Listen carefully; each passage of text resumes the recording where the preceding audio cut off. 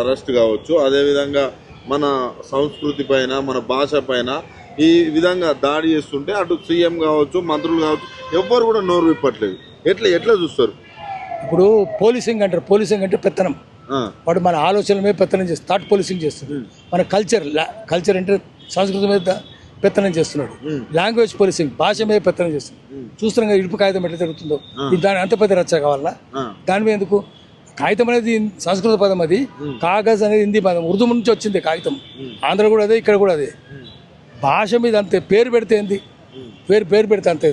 బలగం సినిమాలో అరే ఎముక మూలుగు కోసం అంత కొట్లాడుకుంటారా అని పెద్ద చర్చ చేసిన కదా అప్పుడు. ఆ సినిమా బలగం వచ్చినప్పుడు వాడికి తెలియదు. కేరళలో పెళ్ళి అయితే బ్రాహ్మణ పెళ్ళి, అది నంబుద్రీస్ పాపడి కోసం. పాపడి రా అంటే వాడు ఇవ్వకపోతే కొడితే గొడవలైన చీలిపోయింది. పాపడి పేరు తప్పడు అని వచ్చింది. ఆడ మరి పాపడి కోసం కొట్లాడితే మూలు కోసం కొట్లాడరా? మనకి ఏం తెలుస్తుంది? తెలియదు కదా వానికి, బుద్ధి లేనుడు. ప్రతిదాన్ని చిన్న దాన్ని పెద్దగా చేసి చూపిస్తారు వాళ్ళు. ఎందుకంటే తెలంగాణ అంటే వాళ్ళకి లెక్కలేదు. మీ భాషను ఎక్కిరిస్తారు, మీ సంస్కృతిని ఎక్కిరిస్తారు, మీ రాజకీయాన్ని అన్ని ఎక్కిరిస్తారు. ఎందుకంటే ఆంధ్ర తెలంగాణ కలిపినప్పుడే ఆంధ్ర తెలంగాణ అసెంబ్లీలో తీర్మానం చేయలేదు. విడిపోయేటప్పుడు ఎందుకు చేయాలి అడిగిండు కదా. తర్వాత ఆ పార్లమెంట్లో బిల్లు పెడితే సోనియా గాంధీ ఎందుకు గొడవలు చేసినా? బుద్ధి ఉందా? అట్లా చేస్తారా ఇట్లా చేస్తారా అని బీజేపీలు అడుగుతున్నారు. సోయిందా మీకేమన్నా? సుష్మా స్వరాజ్ అడుగుని తెలుస్తుంది. ఆమె చెప్తుంది. సుష్మా స్వరాజ్ ఆమె సమాధి దగ్గర పోయి దండం పెడితే ఆ మూతి మీద దండి చెప్తుంది ఏం జరిగిందో. ఎంత వాడు లగడపాటి రాజగోపాల్ లాంటి దొంగలు, ద్రోహులు, గూండాలంతా కలిసి పార్లమెంట్కి ఏమేమి తెచ్చిరు? స్ప్రే తెచ్చిరి, పౌడర్ తెచ్చిరి, మిర్చి పౌడర్ తెచ్చిరి, ఎన్ని తెచ్చిన దొంగలు. అవన్నీ అయిపోయింది. దాన్ని ఇంకా ఎందుకు చర్చ చేస్తున్నారు ఇప్పుడు? ఇప్పుడు ఎందుకు చేస్తున్నారు? అయిపోయింది. దాన్ని డిప్యూటీ సీఎం వచ్చి ఇక్కడ ఛాలెంజ్ చేస్తున్నారు, కానీ ఇక్కడ సీఎం కనీసం మాట్లాడరు. ఎందుకంటే వీళ్ళు బానిసలు. వాళ్ళకి అప్పుడు బానిసలే, ఇప్పుడు బానిసలే, కట్టు బానిసలు, స్లేవ్స్ వీళ్ళు. అందుకని మనం గట్టిగా చెప్పాలి. మళ్ళీ తెలంగాణ సమాజం లేచి కూర్చున్నది. ఇప్పుడు కూడా 10 క్షణాల క్రితం కూడా వాళ్ళు ఫోటోలు తీయడం, ఏపీ పోలీసులు ఇక్కడికి వచ్చి ఏపీ పోలీసులు ఇక్కడికి వచ్చి మనం అడుగుతుంటే మన ఫోటోలు తీస్తుంటే మన జర్నలిస్టులు పరారు. అంతకుముందు వచ్చి ఫోటోలు తీస్తారు. మాది ఎందుకు తీస్తారు? మేము ఇక్కడ కూర్చుంటే మా ఫోటోలు తీస్తారా? ఆంధ్రలో వస్తారా? నిన్న కేవీఆర్ దగ్గరికి ఆంధ్రలో పోతారా? పోయి కేవీఆర్ని కొడతారు. ఇంతకుముందు కొట్టిరి, టార్చర్ చేసిరి, 3rd డిగ్రీ పెట్టిరి. ఆ అమ్మాయినేమో రమ్మని బెదిరించిరి. ఇప్పుడు అమ్మాయిని కూడా తీసుకొని అరెస్ట్ చేసి తీసుకుపోయారు. భుజం నడుము మీద చేస్తారా? లాగుతారా? నడుము మీద చేసి ఆడపిల్లని లాగొచ్చా? సిగ్గు శరం ఉందా? నేషనల్ హ్యూమన్ రైట్స్ కమిషన్లు వేస్తే, ఉమెన్ కమిషన్లు వేస్తే వాళ్ళు జైలుకి పంపిస్తారు. మరి ముఖ్యమంత్రి మూతి మీద దన్నాలి కదా చంద్రబాబు నాయుడు. ఆ పోలీసులను ఎడమకాలతో దన్నాలి. వాడు దన్నకపోతే మనం దన్నాలను. పెద్దగా మహిళల ప్రభుత్వం, పెద్ద మాటలు, పాలపిట్ట కలర్లు, పచ్చ కలర్లు, ఇలాంటి మాటలు అయితే మాట్లాడుతూ ఉంటారు. మహిళల ప్రభుత్వం మొత్తం తెలంగాణలో అందరు కోటీశ్వరాలు చేస్తారు, ఇలాంటి మాటలు మాట్లాడతారు. మహిళల పైన చేస్తే ఆంధ్ర పోలీసులు వచ్చేస్తే నోరు గుడిపారు. అది మహిళా ప్రభుత్వం కాదు, మహిళ పడ్డ ప్రభుత్వం అది. అందుకని మహిళ కాదు, అది మహిళ. వాడు చెప్పడం రాకట్లా. తెలంగాణ పోలీసులు అడ్డుకోవాలి కదా, కేసులు పెట్టాలి కదా, ఇప్పుడైనా పెట్టాలి కదా. ఎందుకు పెట్టలేదు?